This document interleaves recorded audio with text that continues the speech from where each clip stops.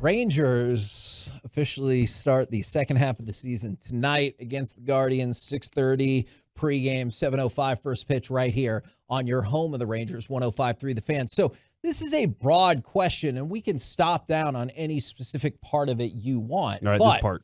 as the second half begins, give us your prediction for the Rangers' final record, finish in the AL West, and playoff prospects. I imagine whatever you think the record prediction is will probably give us some insight for the rest of it. Can we go first? Go ahead, Mike.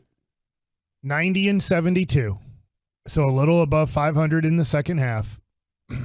And I will predict that will be the second wild card spot. Okay. So the fifth seed. So Okay. you will be going to Baltimore. That'll Okay. be my guess. Tampa wins that division, holds on in the East. Baltimore is the number 1 wild card. You are the number 2 wild card at Baltimore for a 3-game series. July is very tough. Yeah. The rest of July looks just right out of the gate. Yeah, for excruciating. sure. For sure. I feel I'm going to go 88 wins to finish out the season. Okay, so about 500 the rest of the way. One game over, right? That puts you 1 game over 500? Or is that 1 game under? Think 35 or 36 yeah, wins? yeah. 35 is under 500, Yeah, 36 so 35 is above. and 36, so one So game 1 game under. under. Is Mike, I went 90 and 72. Okay. So, and I've got it up in my email. You're going to go 38 and 33 the rest of the way.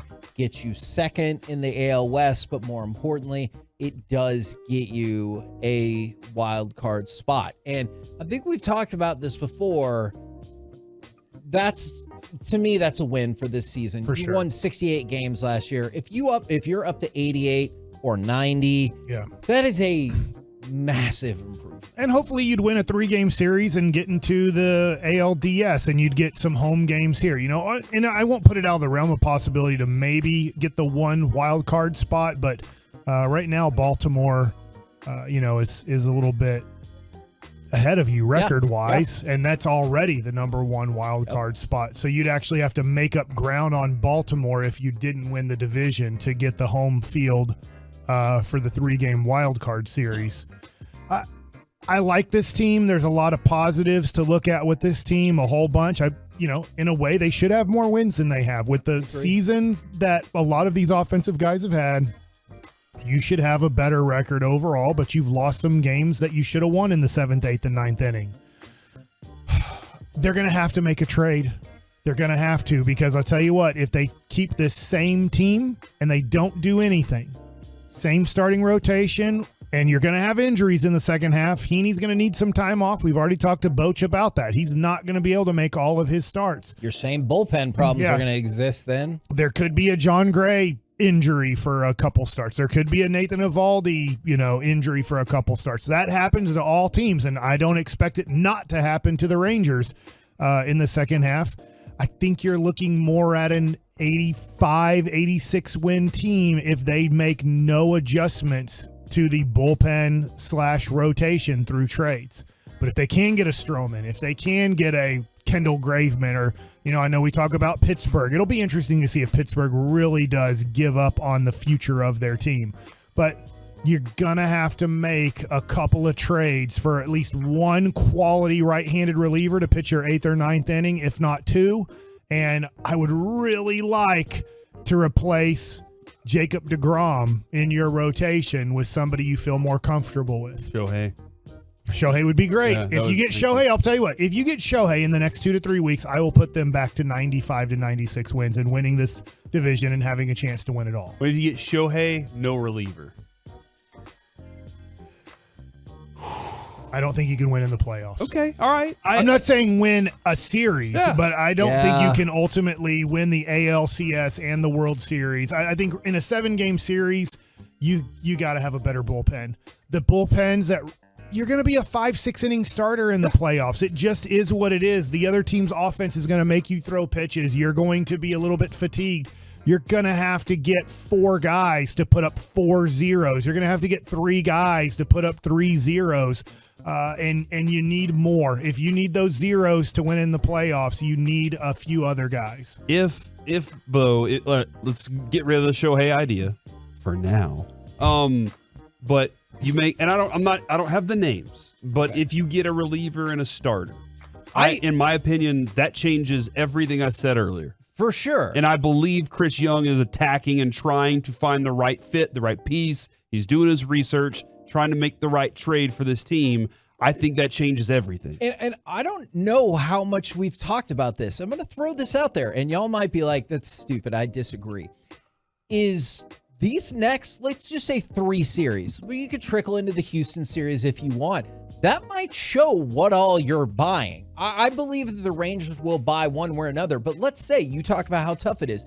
Let's say you come out and you start flexing on Cleveland, Tampa, Los Angeles, and you go through those series, win them all, and you're 6-3. I forgot the Dodgers are in there If too. that's the Yeah. case, Kevin, Ray Davis says whatever you got to do.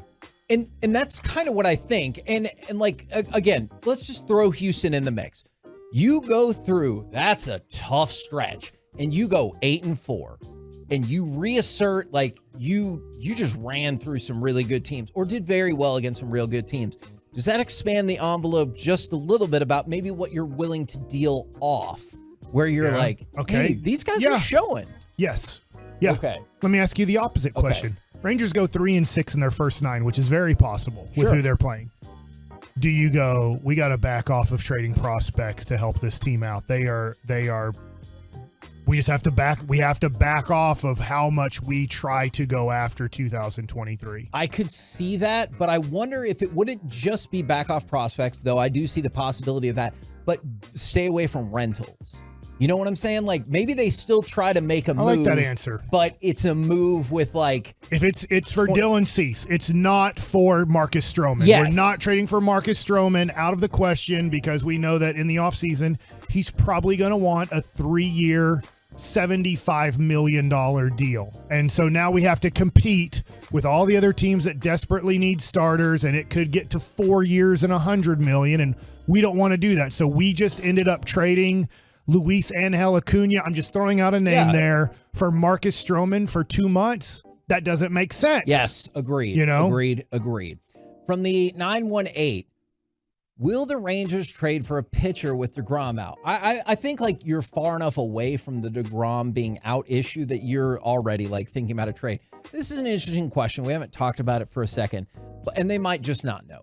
From the 918, are Rocker and Leiter untouchable? I think Rocker's untouchable in terms of getting any interest. Nobody can trade for him. Yeah, because but Leiter, I by no means think he's untouchable. Not to say they would trade him, but I think they would listen. I try to ask a question to the person texting in to answer this question from a Rangers perspective. If you can take yourself back 3 years ago to the Joey Gallo trade, would you want the key piece of the trade that the Rangers were getting back, a guy who got drafted? The team said, we just can't sign him. We do not like the medicals. Then the next team that drafted him, he had a major injury. Yeah. 20 innings into his career, and you know he's out for the next 15 to 18 months, and you're not sure how he's going to come back. Would you go, what are we doing? We're trading. That's our piece. Like, we're not even sure if he's ever going to pitch again. Yeah. Right. And so that's where teams right now would say, look, we'll take Kumar Rocker as like the third piece in the trade, knowing that the other two are the ones we're counting on working. That would be more of a throw-in risk type of deal and then the Rangers would be like, look, we did draft him 3rd overall. We're not throwing him into a trade in this situation. We will rehab him and hopefully gain something back in 2025 or 26. From the 254, Rangers finished 93 and 69, second. Nice.